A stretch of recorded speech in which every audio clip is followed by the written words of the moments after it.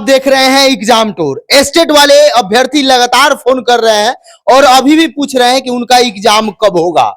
बहुत सारे विद्यार्थी ये भी आरोप लगा रहे थे कि क्या चुनाव बाद होगा या चुनाव चल रहा है तो इसमें एग्जाम संभव नहीं है। लेकिन अभी आप देखिएगा डीएलएड का एग्जाम चल रहा है। बहुत सारा बातचीत करेंगे, वीडियो को अंत तक देखिएगा। आप क्या विचार रखते हैं? मेरे साथ विकास सर हैं, सर से चर्चा करेंगे। सर विद्यार्थी के लिए हमेशा से आवाज उठाते हैं, विद्यार्थी का आवाज बनते हैं, जहां भी कुछ समस्या होता है विद्यार्थी के साथ खड़ा रहते हैं। सर आपका स्वागत है एग्जाम। धन्यवाद। सर अभी विद्यार्थी यही सोच रहे हैं कि टीआरई 3 में उनको मौका नहीं मिला था। उस समय उससे पहले उनका आवेदन ले लिया गया था, सब कुछ कर लिया गया था। पिछला बार 72 घंटा में स्टेट का एग्जाम हो गया, इस बार 72 दिन से अधिक हो गया, कई 72 बीत गए। क्या होगा? आयोग को इस पर जरूर चिंता करना चाहिए कि पिछला बार देखा जाए तो मात्र 72 घंटा में आनन फानन में बच्चों को लगा कि मान लो बिहार कहां जा रहा है, बहुत खुश हो रहे थे बच्चे। इस बार तो अगर हम एक उदाहरण आपको पेश करें, अभी ठीक है मानते हैं इलेक्शन है, आचार संहिता लागू है, तो फिर ये जो डीएलएड का एग्जाम हो रहा है, अगर डीएलएड का एग्जाम आप आचार संहिता में ले रहे हैं, इलेक्शन में भी ले रहे हैं, तो फिर स्टेट का क्यों नहीं? डीएलएड का एग्जाम अगर लेट से भी होता तो बहुत होता, तो सेशन लेट होता, सेशन लेट होता, बस सेशन लेट होता। लेकिन यहाँ पे अगर स्टेट का एग्जाम हो जाएगा तो कितने बच्चों का भविष्य बन जाएगा। मतलब हम ये कहना चाहते हैं कि स्टेट का एग्जाम लेट से नहीं होना चाहिए था। और यहाँ पे आयोग को इस पर बिल्कुल ही चिंता जतानी चाहिए, क्योंकि अब देख रहे हैं कि टीआरई 1, टीआरई 2, टीआरई 3 लगातार 3 एग्जाम हुआ और तीनों एग्जाम में एक ही प्रकार के बच्चों को बैठने का मौका मिल रहा है। और स्टेट आखिर यहाँ पे एक विषय और है कि एक आयोग एक काम और कर सकती थी कि जो 3.0 जो होने वाला है उसके पोर्टल को खोल देती, पोर्टल को खोल करके स्टेट के बच्चों को या बिहार बोर्ड एक लेटर जारी कर देती, एक लेटर दे देती किसको भी पीएससी को कि हमारे जो बच्चे स्टेट वाले हैं उनको आप उसमें शामिल कर लीजिए, हम थोड़ा लेट से एग्जाम ले लेंगे। तो ये सोचनीय विषय है और इस पर आयोग को और बिहार बोर्ड दोनों को इस पर क्या करना चाहिए? चिंता जताना चाहिए। बिल्कुल बिल्कुल। सर अभी मामला चल रहा है कि बीपीएससी टीआरई कैंसिल कर दिया गया। आप भी जानते हैं पेपर लीक हुआ था, पेपर का जांच चल रहा है। अभी आयोग से मांगा गया था कि आप लोग 7 दिन के अंदर ईओयू के द्वारा लिखित 15-20 प्रश्न पूछे गए थे, उस पर मांगा गया था।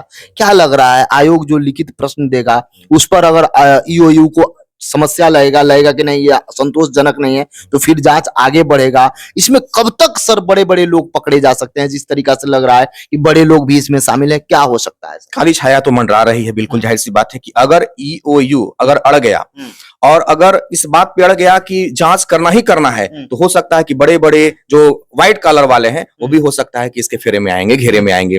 तो इसमें एक चीज देखने को मिलता है कि कहीं ऐसा ना हो कि टीआरई 1 और टीआरई 2 भी जांच के घेरे में आ जाए। तो कहीं ना कहीं जो छात्र का भविष्य है वो अंधेरे में तो जरूर दिख रहा है, क्योंकि कुछ भी चीज स्पष्ट नहीं हो रहा है।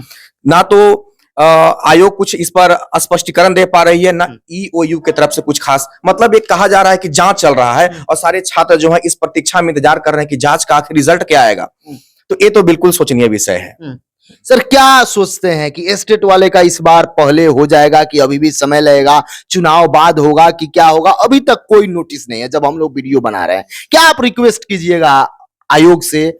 जैसे बिहार विद्यालय परीक्षा समिति जो है स्टेट का एग्जाम जो कराती है, पिछला बार देखे होगा बहुत सारा आंसर की गलत दिया गया था, सक्षमता एग्जाम लिया गया गलत दिया गया। कब तक चलेगा बिहार में विद्यालय? हमें लगता है कि चुनाव की रणनीति रही। मेरा जो अपना पर्सनल ओपिनियन है, मैं किसी के बहकावे में नहीं बोल रहा हूं, मैं अपना ओपिनियन बताता हूं कि कहीं ना कहीं एक प्रकार का चुनावी स्टैंड रहा जिसमें आनन फानन में धनाधून एकदम कोटा को पूरा करने के लिए हम इतना वैकेंसी दे रहे हैं, लेकिन कहीं से भी छात्र को देखा जाए तो जो रियल में मेहनत करने वाले छात्र हैं कहीं से भी संतुष्ट नहीं है। कल ही की मैं बात बताता हूं, कल एक छात्र हमारे पास आकर के बोलता है कि उस छात्र को हम जानते भी नहीं है, प्रणाम आकर किया, अब पहली बार उससे मिले, बोला सर हम कभी आपसे पढ़े हैं यूट्यूब पे, सर एक हम आदमी को पकड़वाना चाहते हैं और एक हेल्पलाइन नंबर दिया गया था कि हेल्पलाइन नंबर दिया गया था कि इस पर कॉल कीजिएगा, आपका नाम गुप्त रखा जाएगा। हम बहुत बार उस पर शिकायत की है लेकिन कोई उस पर कार्रवाई नहीं किया जा रहा। हम बोले कि इसके चक्कर में तुम मत पड़ो, क्योंकि ये बिहार, हम लोग तो खुश हो गए थे कि कहीं ना कहीं बहुत अच्छे रास्ते पे जा रहा है बिहार। तो हम उस बच्चे को बहुत समझाए, बहुत दुखी था बच्चा कि सर हमारे मोहल्ला में, हमारे गली में ऐसे बहुत सारे लोग हैं जो कह रहे हैं कि 15 लाख रुपया दे दो। तो हम अब यहाँ पे बच्चों के मतलब समझिए कितनी समस्याएं हैं। एक तो लेट से एग्जाम होना, लेकिन 90 फीट में जो जांच हुआ था, कोई उस पर कॉल करके ही बताया था, वो इतना एक्टिव नंबर है कि उन लोगों को वहां तक पकड़ा गया। लेकिन उस बच्चे का आरोप है कि हमने कम से कम 15 बार फोन किया और उसका कोई रिस्पांस नहीं आता है। अन टाइम किया होगा, ये भी हो ये भी हो सकता है, सकता है, ये भी हो सकता है, ये भी हो सकता है, बिल्कुल। जो ऑफिस का टाइमिंग है उस टाइमिंग नहीं किया होगा। हाँ बिल्कुल, ये भी हो क्योंकि सकता है। आयोग बहुत प्रशस्त है, ईओयू टीम के द्वारा लगातार बताया, जाता रहा। हमने बताया कि देखो इसमें किसी को भी बख्शा नहीं जाएगा, और ईओयू है, एक्टिव है, तो समझ लीजिए कि मतलब वो जमीन के अंदर से उसको निकाल लिया जाएगा। तो खैर ये तो एक अलग मुद्दा हो गया, लेकिन यहाँ पे हम ये कहना चाहते हैं कि जो स्टेट के साथ जो ये समस्याएं हैं कि आप डीएलएड को पहले एग्जाम ले रहे हैं, स्टेट को नहीं ले रहे हैं, तो यहाँ पे आयोग को बिल्कुल सोचना चाहिए।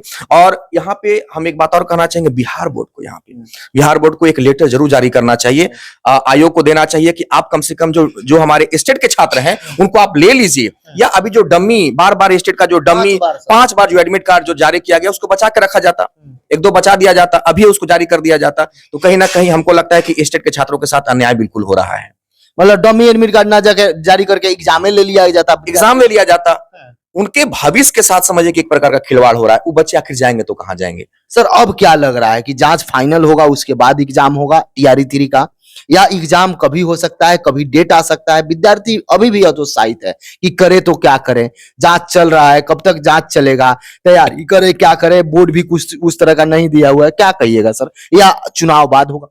नहीं, उम्मीद तो चुनाव बाद होगा, क्योंकि सारे सिस्टम जो है चुनाव में एक्टिव हो चुके हैं। ये अलग मुद्दा है कि डीएलएड का एग्जाम हो रहा है, तो हम बस एक दरख्वास्त जरूर करेंगे बिहार बोर्ड से कि आप कम से कम या तो कुछ ऐसा उपाय निकालिए कि जो स्टेट के 3-3.5 लाख बच्चे जो अपने भविष्य को अंधकार में देख रहे हैं, क्योंकि अगर उनका एग्जाम आप ले लीजिएगा तो बिहार बोर्ड के पास 2 ऑप्शन है कि अगर वो आयोग से लेटर के माध्यम से या किसी माध्यम से बात करे, जाकर के बात करे कि कम से कम बच्चों को आप, वो चाहेगी तो टीआरई 3 में भी उनको मौका मिल सकता है।